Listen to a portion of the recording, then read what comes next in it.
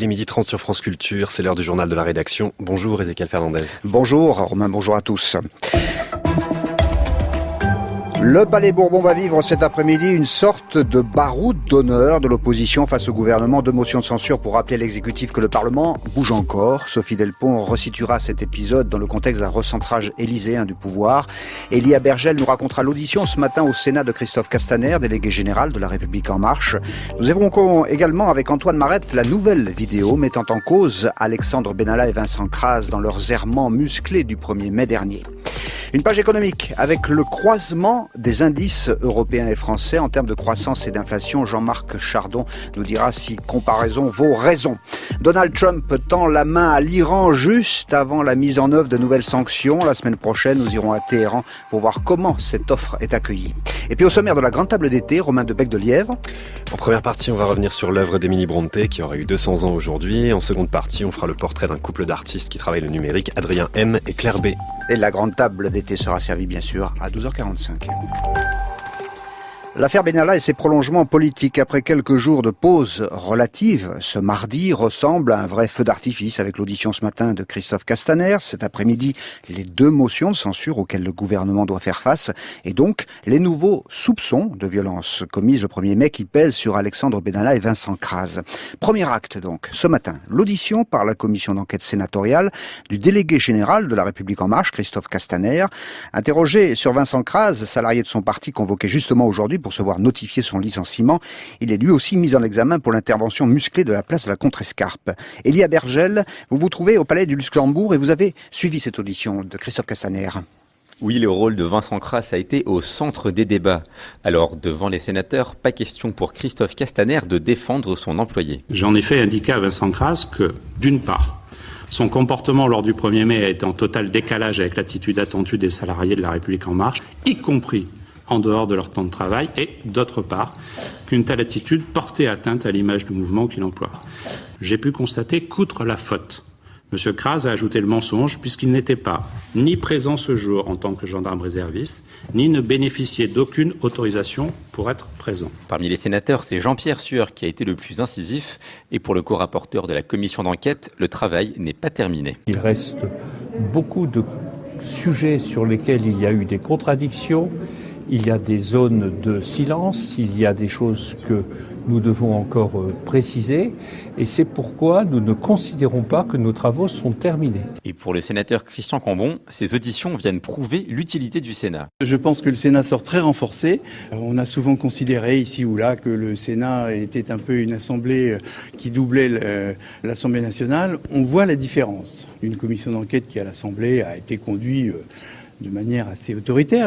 Il y avait un peu le sentiment qu'on voulait étouffer cette affaire. Par ailleurs, les parlementaires n'excluent plus d'auditionner Alexandre Benalla. Lui-même s'étant dit ouvert à cette possibilité. Elia Bergel au Palais du Luxembourg. Deuxième acte, à partir de 15h, le Palais Bourbon sera le théâtre d'un grand show parlementaire. Le gouvernement fait face en effet à deux motions de censure présentées par les Républicains d'une part, le PS, la France Insoumise et les communistes d'autre part. Ce matin, Stanislas Guerini, le porte-parole du groupe La République En Marche à l'Assemblée, a estimé que l'opposition portera la responsabilité de faire de cette affaire de corne-cul une affaire d'État. Fin de citation. Bonjour Sophie Delpont. Bonjour. Même si les motions en question n'ont aucune chance, on le sait, d'être adoptées, elles sont tout de même lestées d'une charge symbolique importante. Un rappel à l'ordre républicain, une alerte face aux dérives monarchiques du pouvoir d'Emmanuel Macron, selon les mots des députés de l'opposition à droite et à gauche. Ils souhaitent faire de ces deux motions de censure le point d'orgue de la crise parlementaire autour de l'affaire Benalla. À 15h, c'est Christian Jacob, le chef du groupe Les Républicains, qui s'exprimera le premier, suivi par André Chassaigne, le chef du groupe communiste. Édouard Philippe répondra ensuite. Le Premier ministre est déterminé à mettre un point final à cette crise en fustigeant ce qu'il devrait présenter comme une instrumentalisation politique d'une dérive individuelle. Le chef du gouvernement sans crainte, bien sûr, à propos de l'issue du vote, car ni LR avec 103 députés, ni la gauche avec 63 députés ne peuvent rassembler la majorité requise de 289 voix qui ferait chuter le gouvernement, même en votant tous les motions tous les uns les autres les deux motions débattues. Et d'ailleurs, ce ne sera pas le cas, même si les communistes viennent d'annoncer qu'ils voteront la motion LR contre l'abus de pouvoir, précise André Chassaigne. C'est aussi la position des Insoumis et du Rassemblement national. Les socialistes, eux, ne soutiendront pas ce texte, réaffirmant le clivage droite-gauche. Même position de la part du député Les Républicains, Damien Abad, à propos du texte porté par la gauche, alors que le groupe LR doit encore définir officiellement sa position en ce moment en réunion à huis clos. À l'issue des deux votes, la séance devrait s'achever vers 20h. L'affaire Benalla, elle, pourrait être une arme de choix pour l'opposition lors des débats sur la Constitution à la rentrée. Et vous vous apprêtez, Sophie Delpont, merci, vous vous apprêtez à suivre ce nouveau marathon cet après-midi à l'Assemblée nationale. Tout cela, rappelons-le, est parti d'images vidéo tournées place de la Contrescarpe le 1er mai. Eh bien, voilà qu'un nouveau document filmé vient enrichir le dossier. Il pourrait, si les soupçons se confirment, mettre un peu plus à mal la défense de l'ancien collaborateur d'Emmanuel Macron. Elle a été révélée hier soir, cette vidéo, par nos confrères de France Info. Bonjour Antoine Marette. Bonjour. Et vous avez visionné pour nous ces images. Alors selon son auteur, cette vidéo a été prise le même jour que celle de la place de la Contrescarpe, le 1er mai, un peu plus tôt, celle-ci vers 17h, à quelques centaines de mètres de la place de la Contrescarpe, au Jardin des Plantes. L'image est tremblante et lointaine, on y voit des CRS, et à côté d'eux, deux hommes en civil qui emmènent de force un autre homme. On n'aperçoit pas distinctement leur visage, mais ils ressemblent, notamment dans leur habillement, de façon très troublante, à Alexandre Benalla et Vincent Kras, mis en cause dans les précédentes vidéos. Libération avait déjà révélé la semaine dernière que les deux hommes étaient déjà actifs en ce moment de la manifestation. 2 plaintes avaient été déposées par 2 manifestants pour violence lors de ces événements au Jardin des Plantes. Or, dimanche, avant parution de cette vidéo, Alexandre Benalla avait démenti avoir participé à une quelconque interpellation dans ce parc, y étant juste comme observateur des forces de l'ordre. Si les 2 hommes en civil présents sur cette vidéo sont bien Alexandre Benalla et Vincent Kras, cela met à mal la défense de l'ex-collaborateur de l'Élysée. Il avait affirmé que face à une situation extrême, place de la Contrescarpe, il avait exceptionnellement appréhendé les auteurs d'un délit sans pour autant se substituer aux forces de l'ordre. Cette vidéo laisserait donc penser que l'exception ne serait pas si exceptionnelle que cela. Merci beaucoup Antoine Marette. Et donc une affaire qui ne cesse en fait de rebondir. Prochain épisode donc important cet après-midi, les 2 motions de censure qui seront examinées à l'Assemblée nationale. Le gouvernement, par la voix de Bruno Le Maire, revoit à la baisse les perspectives de croissance en France pour 2018. Pas étonnant, après le chiffre décevant de 0,2% pour le 2e trimestre. Parallèlement, l'inflation, elle, a grimpé en juillet de 2,3% sur un an, selon les chiffres de l'INSEE. Bonjour Jean-Marc Chardon. Bonjour. Ces indices, pas très bons, il faut bien le dire, coïncident aujourd'hui avec la publication de chiffres concernant la zone euro. Et qui ne sont pas très bons non plus. La croissance ralentit en zone euro à 0,3% au dernier trimestre. Le chômage a stagné au mois de juin. Et l'inflation a tendance à grimper plus vite que souhaité à plus de 2% sous la poussée des prix d'énergie.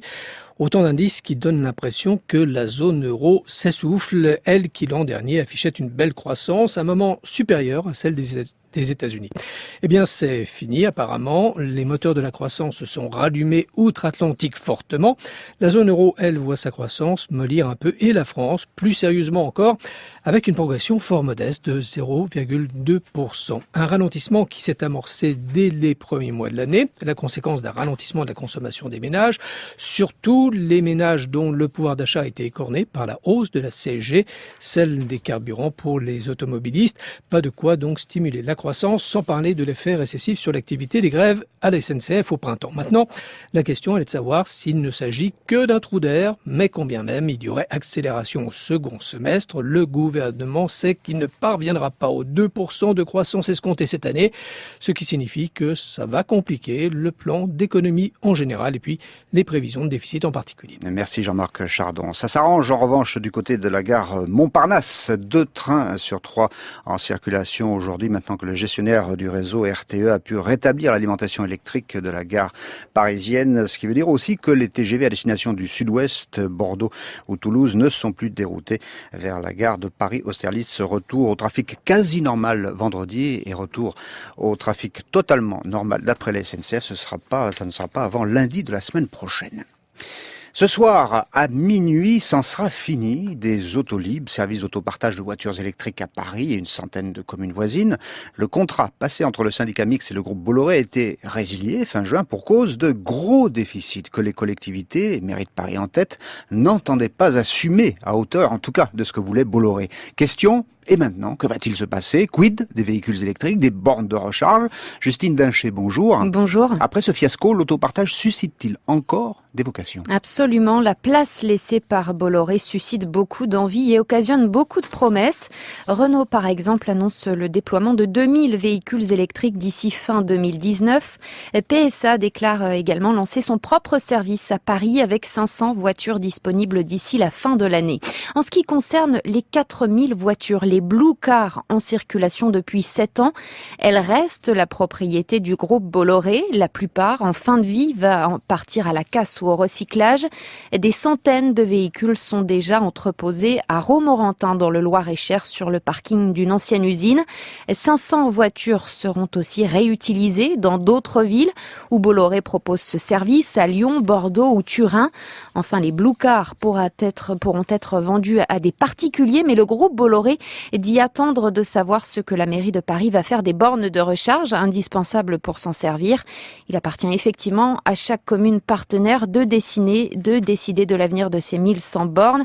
Paris a annoncé vouloir les rendre accessibles aux habitants pour la recharge de leurs véhicules personnels, mais il faudra attendre début 2019, le temps de mettre en place un nouveau logiciel pour les faire fonctionner. Enfin, en ce qui concerne les quelques 3200 places Autolib à Paris, elles seront réservées aux véhicules électriques avec au moins 6 heures de gratuité de stationnement. Merci Justine Dincher. Le groupe Bolloré estime par ailleurs à 250 millions d'euros la somme qu'elle entend réclamer au syndicat mixte, montant ardemment contesté par Catherine Barati-Elbaz, la présidente du syndicat Autolib Vélib Métropole et qui est aussi maire du 12e arrondissement de la capitale. On en vient à l'actualité à l'étranger. Les deux principaux candidats à la présidentielle au Zimbabwe, à savoir le chef de l'État Emerson Mnangagwa et l'opposant Nelson Chamisa, se sont chacun félicités ce matin d'être en tête des élections organisées hier, les premières après 4 décennies au pouvoir de Robert Mugabe.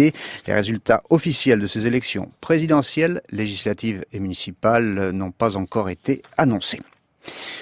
Une semaine avant que ne tombe le couperet des nouvelles sanctions américaines contre l'Iran, le 6 août prochain, Donald Trump tend la main à Téhéran. Il se déclare prêt à rencontrer les dirigeants iraniens sans condition, quand ils le veulent. Une main tendue totalement imprévue, sinon imprévisible, qu'a tempéré aussitôt Mike Pompeo, le secrétaire d'État. Attention, précise-t-il, une réunion au sommet pourrait avoir lieu si les Iraniens modifient leur comportement malveillant au Moyen-Orient et se montrent ouverts à un accord sur le nucléaire qui empêche vraiment la prolifération. Alors comment la République islamique accueille-t-elle cette nouvelle embardée, si l'on peut dire, de Donald Trump? Nous rejoignons Siavosh Ghazi à Téhéran. La première réaction iranienne est venue dès hier soir d'un des conseillers diplomatiques du président Hassan Rouhani. Hamid Abou-Talebi a affirmé dans 2 tweets que les États-Unis devaient réintégrer l'accord nucléaire, baisser le niveau des hostilités contre l'Iran et respecter le grand peuple iranien pour paver la voie du dialogue.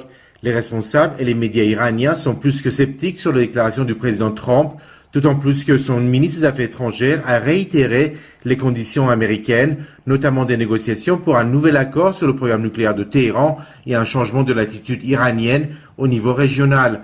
Surtout, ces déclarations interviennent à une semaine de la première vague des sanctions américaines contre Téhéran, prévue le 6 août prochain.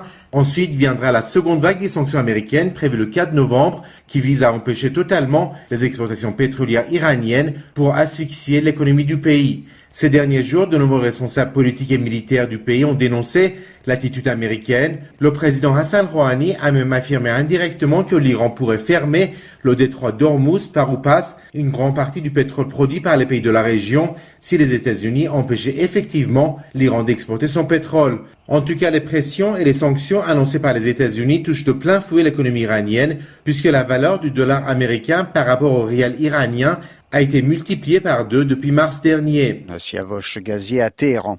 Un attentat a coûté la vie à 10 personnes, civiles et militaires, ce matin sur l'île philippine de Basilan, au sud de l'archipel. L'explosion d'une camionnette à un point de contrôle de l'armée. L'attentat est sans doute le fait du groupe Abu Sayyaf, branche de l'insurrection séparatiste musulmane qui a fait allégeance à l'État islamique. La démission, aujourd'hui, du directeur général de l'aviation civile malaisienne, le lendemain de la publication du rapport d'enquête sur la disparition du vol MH370 en 2014, avec 239 personnes à bord. Un rapport qui aboutit à un constat d'échec, impossible de déterminer la cause de l'évaporation du Boeing 777. En revanche, l'enquête souligne des défaillances dans le contrôle aérien. Le patron de l'aviation civile malaisienne donc en tire les conséquences et démissionne. La tendance météo des températures toujours caniculaires, surtout sur la vallée du Rhône et le sud, jusqu'à 39 degrés cet après-midi. C'est la fin de ce journal préparé avec Yacine Bouzard. Prochain rendez-vous avec l'actualité, ce sera à 18h. Très bon après-midi à tous.